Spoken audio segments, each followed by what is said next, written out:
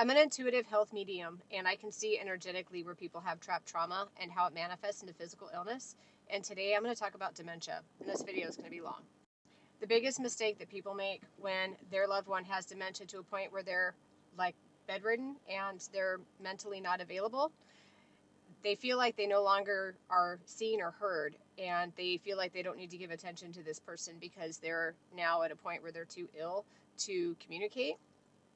And that's actually exact opposite. They can hear you, they can see you, they can feel you, and they know when you're there. So when I see dementia that is manifested from trauma, which in almost every time I've seen dementia, it's either manifested from an entire lifetime of really poor decision making with health, or it's manifested from an entire lifetime of being in a fight or flight response from a traumatic childhood that's manifested into just having a life of chaos and trauma. And the behaviors of this person with dementia prior to having dementia, they come from a childhood where they were basically kind of lost in the mix, or they were in a survival pattern. They had parents that couldn't take care of them. Maybe the parents weren't home. A lot of times they're like, the dad's an alcoholic, the mom is very angry and bitter. So this child feels unloved, and they have to create a sense of stability and love through their behaviors. So they start at an early age in giving love to people very freely. They don't set boundaries, and they become enablers. And then as a spouse, they become enablers to their husband or wife, which creates a very toxic environment, because now they get taken advantage of, and they get taken advantage of by their own children, by family members, and they become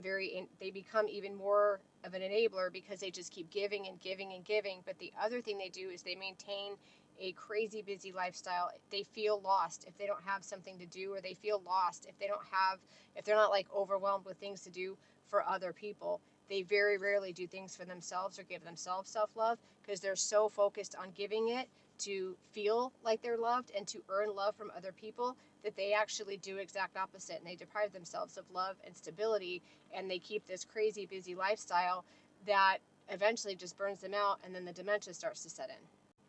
Now, where the dementia sets in is because in their childhood, when they are in this fight or flight state, and they're gradually being conditioned to give love freely and be people pleasers and be enablers as they go through life into adulthood, they are in their mind blocking out abuse and trauma by creating a reality that they aren't actually living. But it's like they're okay, they're fine, everything's great, even though there's parents fighting, or an alcoholic father, or they're being abused or sexually assaulted. They have this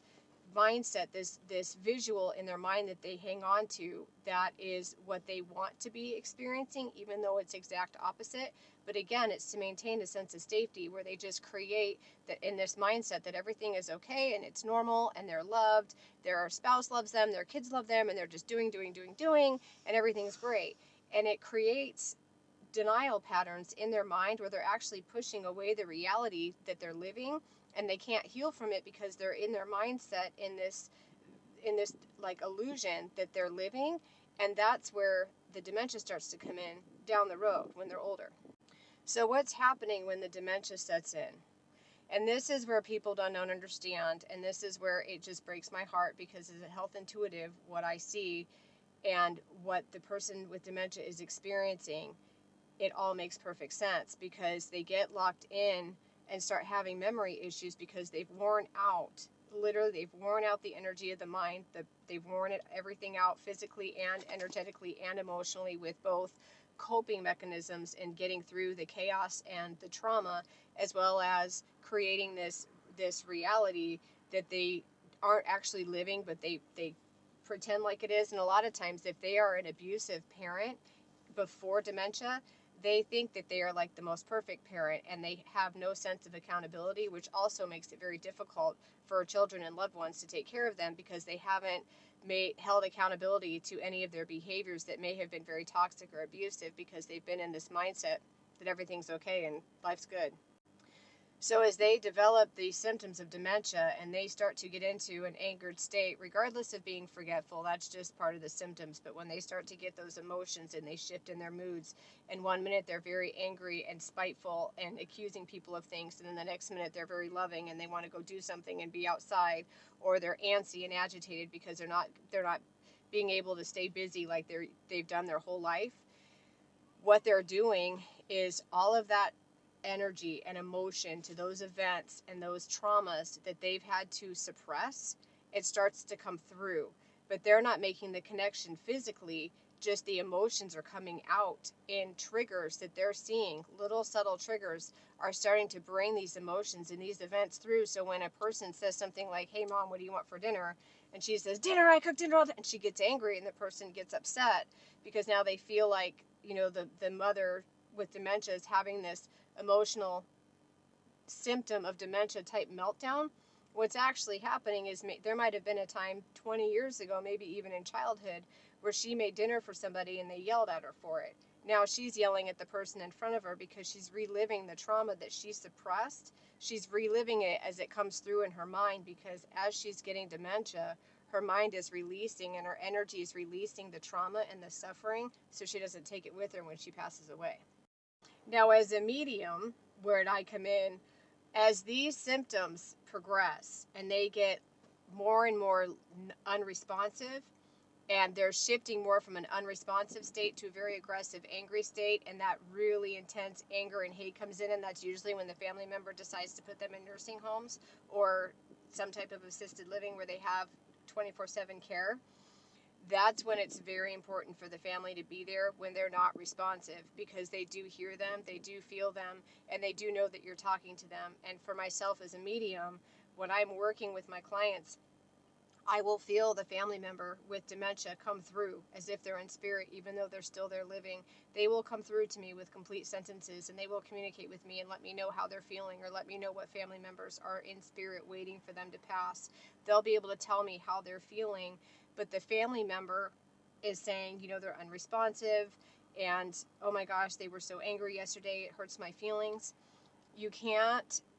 allow yourself, and this is so difficult because it's so challenging to help somebody with dementia, because you can't tell where they're coming from or why they're angry, why they're hateful. They don't remember your name anymore, and all of these things that you've held on to as coping mechanisms to help you deal with this family member, they have forgotten, so it makes it very difficult. But the reason they're forgetting is because they're replacing what they remember with what they suffered. And so what the suffering that they've suppressed, that they've truly compartmentalized and can't or could not cope with at the time, that's what's coming through. It's like an energetic exchange of what they suppressed versus what they remember. So when they are in that angered state and they're going back and forth, they very much know that you are there.